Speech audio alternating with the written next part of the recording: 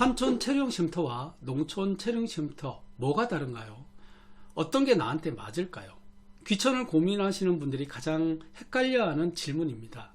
오늘 영상 하나로 두 제도의 차이, 장단점, 그리고 어떤 사람이 어떤 제도를 선택해야 하는지 명확히 정리를 해드리겠습니다. 혹시 산촌 체류형 쉼터 완전 정리 영상을 안 보셨다면 먼저 보고 오시면 더 도움이 되실 겁니다.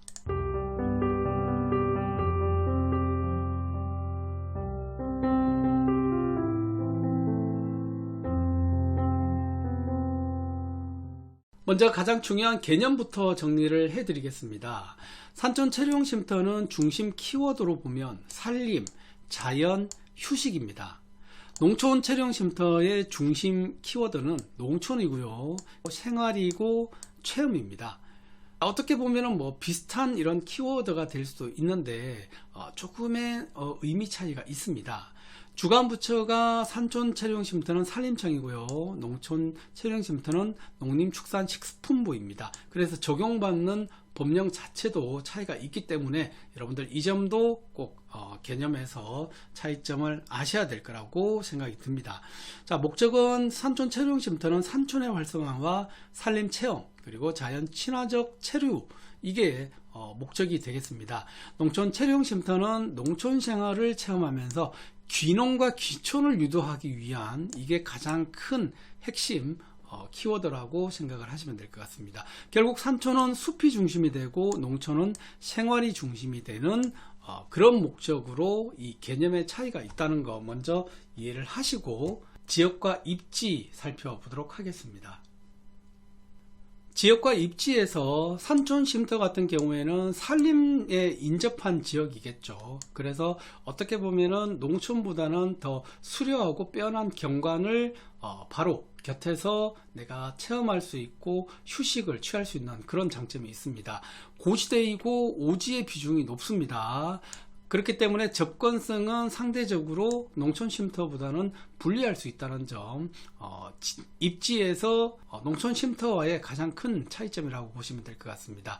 자, 농촌 쉼터 같은 경우에는 농촌 마을의 인근에 있기 때문에 일단은 민가가 주변에 있다는 게 큰 장점이 될 것 같고요. 기존의 주거지와 가까울 확률이 높습니다. 그리고 생활 인프라나 접근성이 산촌 쉼터보다는 훨씬 더 우수하겠죠. 아무래도 농촌에는 현재 사람들이 많이 살고 있기 때문에 어떤 면 단위로 해서 취락지구나 사람들이 모여서 하는 그런 마을들이 있기 때문에 아무래도 산촌 쉼터와는 조금 차별성이 있을 것 같습니다.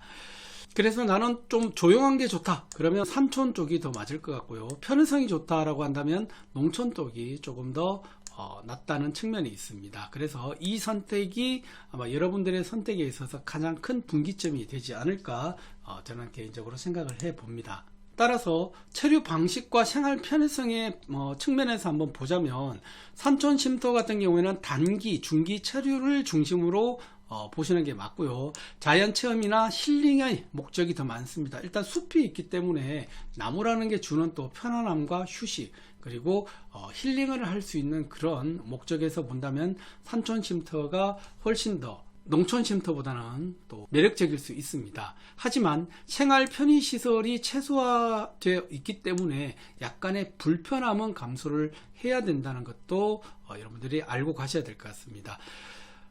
그 반면 농촌 쉼터 같은 경우에는 비교적으로 좀 장기적으로 체류를 할 수 있겠죠. 그리고 실제 농촌 생활에 가깝기 때문에 실제로 귀농이나 귀촌을 하시기 위해서 체험을 원하신다면 이 농촌 체류형 쉼터가 더 맞을 수도 있습니다. 조금만 나가면 그래도 마트, 병원, 학교는 접근이 가능하기 때문에 이런 측면에서 산촌 체류형 쉼터와 농촌 체류형 쉼터는 체류 방식과 생활 편의성에서 조금 큰 차이점을 보이고 있습니다. 혹시 내가 아이가 있거나 생활 안정성에 중점을 둔다면 농촌 체류형 쉼터가 훨씬 더 현실적인 대안이라는 거 말씀을 드리고 싶습니다. 이번에는 비용과 운영 방식을 한번 살펴보겠습니다.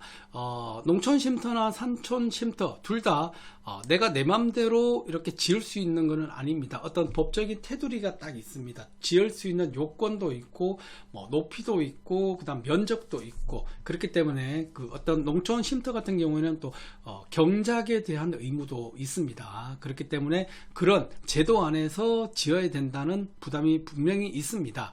산촌 체류용 쉼터 같은 경우는 상대적으로 땅값이 좀 저렴합니다. 대신 체류 조건이 좀 더 엄격하다는 거, 이거는 이제 2026년 7월 시행 예정이 될 때 그때 아마 구체적인 조건이 나올 것으로 보입니다. 농촌은 비용은 좀 더 높을 수 있겠죠. 아무래도 땅값이 차이가 있기 때문에 그렇습니다. 대신 체류의 자유도 산촌의 체류 조건보다는 상대적으로 조금 자유롭다는 것을 아시고, 여러분들 이런 비용과 운영 방식에 대해서도 차이점을 조금 생각을 하시고 선택을 하셔야 여러분들이 맞는 그런 쉼터를 선택하실 수 있을 것 같습니다. 산촌 쉼터 같은 경우에는 구체적으로 어떤 요건들이 명확히 나온 게 아니기 때문에 일단은 나왔을 때 그 조건들을 조금 보시고 한 번 더 비교를 해 봐야 될 것 같습니다. 제가 추천 취향을 한번 분석을 해 봤는데요. 우리 산촌 쉼터 같은 경우에는 자연 속에서 쉬고 싶은 분, 도시 생활에 지친 1인 가구, 귀촌 전에 자연 적응이 목적인 분, 나는 자연인이다 보시면 전부 다 산에서 살고 계시지 않습니까? 거의 대부분이. 그러면 그 산에 적응을 좀 해야 됩니다. 농촌 체류용 쉼터보다는 훨씬 더 많은 이 적응 요건이 필요하기 때문에 어떻게 보면 산촌 쉼터 같은 경우에는 이 부분이 오히려 쉼터보다는 더 큰 부분이라고 저는 생각이 듭니다. 왜냐하면 겨울에는 춥고 산 짐승들도 대비를 해야 될 것 같고, 산과 일반 농촌에 있는 농지는 기본적으로 이 주변 환경들이 좀 차이가 있습니다. 그렇기 때문에 이런 부분들, 자연에 적응하는 것이 조금 쉽지 않은 분들은 아무래도 산촌보다는 농촌 쪽으로 저는 추천을 해드리는 게 더 맞을 것 같습니다. 그래서 실제로 내가 도시에서 귀촌을 고민 중인 분이라면 농촌 체류용 쉼터가 훨씬 더 저는 나을 거라고 생각을 합니다. 아이와 함께 체험을 하려고 하는 가족, 아이가 있으면 아무래도 산보다는 평지가 낫겠죠. 그리고 여기서 체류해 본 후에 장기적으로 내가 정착할 의향이 있다, 그 가능성까지 보려는 분들은 아무래도 산촌보다는 농촌이 훨씬 더 접근하기가 쉽다 라고 저는 생각이 됩니다. 다만 비용이나 어떤 개인 취향에 따라서 이 목적은 조금 달라져야 되기 때문에 이 추천 취향을 한번 보시고 여러분들 판단을 해 보시는 것도 좋은 방법일 거라고 저는 생각이 드네요. 결론입니다. 산촌 체류용 쉼터와 농촌 체류용 쉼터는 어떤 우열의 문제는 아닌 것 같고요. 나는 자연 중심적이다, 그러면 산촌으로 가시는 게 훨씬 낫다고 봅니다. 나는 생활 중심이다, 물론 어떤 시골 생활도 하면서 생활이 조금 더 편리했으면 좋겠다 하시는 분들은 농촌으로 가시는 게 저는 훨씬 더 낫다라고 생각이 됩니다. 귀촌을 실패하지 않으려면 로망이 아니라 이 생활 기준으로 선택을 해야만 나중에 가서 후회하지 않는 그런 귀촌 생활을 하실 수 있다는 거 여러분들 꼭 명심을 하시고 어떤 게 나을지 생각을 해 보시기 바랍니다. 이렇게 농촌 체류용 쉼터와 산촌 체류용 쉼터를 비교 분석해 보았는데요. 결국 본인의 라이프 스타일과 투자 스타일에 따라서 선택하면 된다라는 결론입니다.